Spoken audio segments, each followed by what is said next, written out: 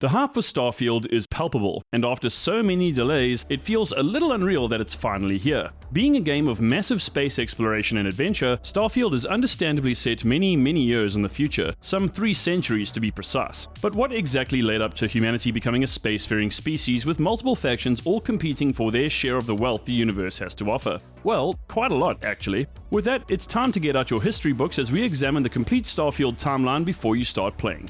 Ready? Here we go. We begin our look back halfway through the 21st century. According to Starfield's lore, humans only arrived on Mars, which is an average of 142 million miles from Earth, in the year 2050. Seeing that Elon Musk was born in 1971, this means that if he survived or is even part of the Starfield timeline, he'd be about 79 by the time we humans finally landed on the Red Planet. It would then take another 50 or so years before humans actually began living and surviving in space, presumably within our own solar system. Remember, when considering distances in space, we're talking millions, billions, or even trillions of miles, so without the ability to harness technology that allows us to travel at or close to the speed of light, or even create some kind of gateway through space-time, getting places takes a very long time. Mercifully, our progress improved dramatically throughout the latter part of the 22nd century. Humanity would finally reach Alpha Centauri, the closest star system to our own, at a staggering distance of 25.67 trillion miles, or 4.367 light years if you prefer, in 2156. In other words, we would finally become an interstellar civilization some 106 years after first reaching Mars. I don't know about you, but that's pretty impressive in my book. Then just 3 years later, in 2159, the United Colonies, a centralized republic and essentially the first interstellar government, would be established. Yep, no matter how far you go, the government always shows up to ruin everybody's day. The city of New Atlantis, located on the planet Jemison, would then be founded in 2160 and subsequently became the capital of the United Colonies just 1 year later in 2161. 6 years would then pass before Solomon Coe would establish the city of Aquila on the planets of the same name in the Cheyenne star system in 2167. Then over 2 decades later in 2188, Coe would invite the inhabitants of the Volley star system to join Cheyenne in an alliance. Interestingly enough, Chronomark, a manufacturer of specialized smartwatches, would be established in the same year. 2189 would then see the establishment of the Free Star Collective, the second interstellar government which happens to be a libertarian confederation. 5 years after this, the United Colonies would make the bold move to position the Clinic star station in orbit around the planet Deepala in the Narian star system. Naturally, the citizens of Narian were displeased with this action and requested that the United Colonies remove the station. In response, the UC flat-out refused, so the decision was made to become part of the Free Star Collective. In 2195, the Free Star Collective mobilized a sizable force to safeguard the Narian system from the United Colonies. A year later, in 2196, the UC would deploy their own military fleet to Narian in order to deal with the imminent threat, and so the Free Star Collective responded by deploying their own fleet, marking the beginning of the Narian War. The Starfield timeline then picks up in the 23rd century, some 20 years after the start of the Narian War. After 2 decades of death and bloodshed, both the United Colonies and Free Star Collective finally put an end to the conflict by signing the Treaty of Narian in 2216. This momentous historical event also marked the introduction of the formally recognized term settled systems. Then in 2221, a peacekeeping unit known as the Free Star Rangers would be founded. Their primary purpose is to function as an elite protective and investigative force that serves the many citizens located across the length and breadth of the Free Star Collective. More than 50 years would pass before Sebastian Banks would establish Constellation, an organization dedicated to uncovering the innumerable mysteries of the galaxy. Their headquarters is known as The Lodge and is located within the city of New Atlantis on Jemison in Alpha Centauri, which falls within the jurisdiction of the United Colonies. As intrepid explorers, Constellation's work involves traveling to new territories and traversing existing ones that have been insufficiently charted. While their work is often rewarding, it's also filled with its fair share of risks, so only the most capable individuals with enough knowledge and resolve are able to join its ranks. And now we found ourselves in the 24th century, which consequently contains the most notable or significant details within the Starfield universe, so far at least.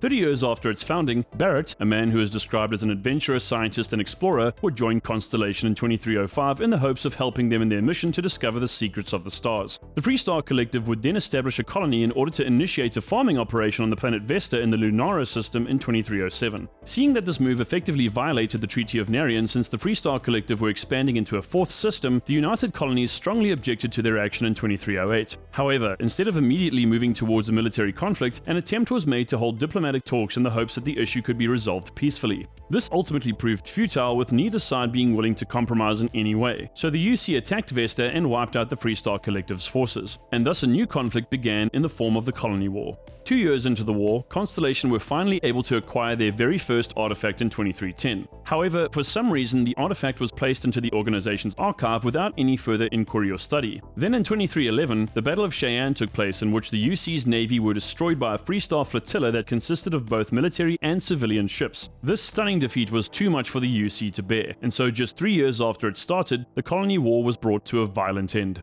Seeing that much of the reason why the Freestar Collective succeeded in the final battle of the Colony War was due to their use of civilian ships, the United Colonies decided to form the UC Vanguard in 2315. The Vanguard consists entirely of civilians who dedicate their own ships towards the preservation of the United Colonies and its interests. As a reward for their service, members of the Vanguard can earn citizenship, which obviously entitles them to many benefits that non-citizens are not afforded. 4 years later, in 2319, Sarah Morgan, an ex-soldier, was promoted to head up the UC Navigator Corps. However, the lifespan of the Corps was short-lived since the organization was closed in 2320. In light of this, Sarah decided to join Constellation in order to assist in their efforts. Constellation's ranks would continue to be bolstered over the course of the next few years as Walter Stroud, the co-owner of Stroud Eklund, joined them in 2321. Just for some context, Stroud Eklund is a large corporation that operates within the settled systems and manufactures ships such as the Viking CP-110 and Aculander 11 and Aculander 21. Vladimir Sell, who once operated as a pirate in the Crimson Fleet, would then join Constellation a year later in 2322.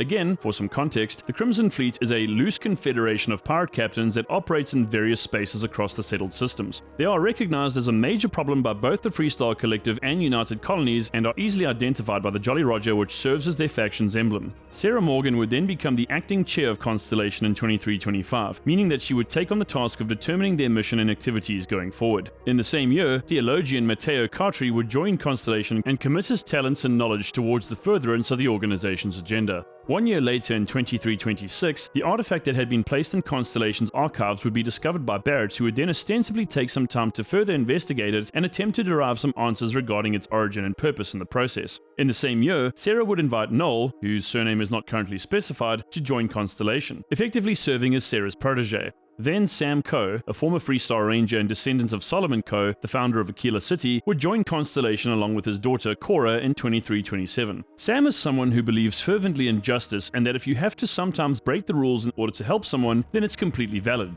Then in 2328, a woman known only as Andrea would join Constellation. However, very little is known about her, and it would seem that nobody really knows anything about her origins or where she's headed in the future. Whatever the case, it seems likely that you'll find out more about her once you start playing through Starfield. Constellation would then purchase the L868 star station after Barrett suggested that they do so, and converts it into a deep space scanner known as the Eye. It would appear that the purpose of the Eye is to detect any signals or anomalies emanating from deep space so that Constellation may be made aware of these events and act accordingly. And now we arrive at the present day in Starfield, which is May 7th, 2330. There's undoubtedly more history and information that you'll uncover once you start playing the game, but this should give you a pretty decent overview of the different factions and characters you'll encounter, as well as their origins, with the exception of Andrea, of course. Starfield promises to be an incredible galaxy-spanning adventure for gamers to enjoy, and if it lives up to all the hype, it may just be the greatest game yet. Starfield is officially out on September 6th, 2023, but if you purchase the Premium or Constellation Edition, you'll be able to start playing it as of September 1st. And in case you don't know, Starfield will be available on Xbox and PC. And there you have it. That's the complete Starfield timeline, at least at present, before you start playing. So are you excited to play Starfield? Do you believe it's all that and a bag of chips? Or is it nothing to write home about? Let us know in the comments. Make sure you hit that like button and subscribe to the channel for daily gaming, VR and tech content. From me and the crew here at Metasquad, thanks for watching, and I'll see you in the next video. Later!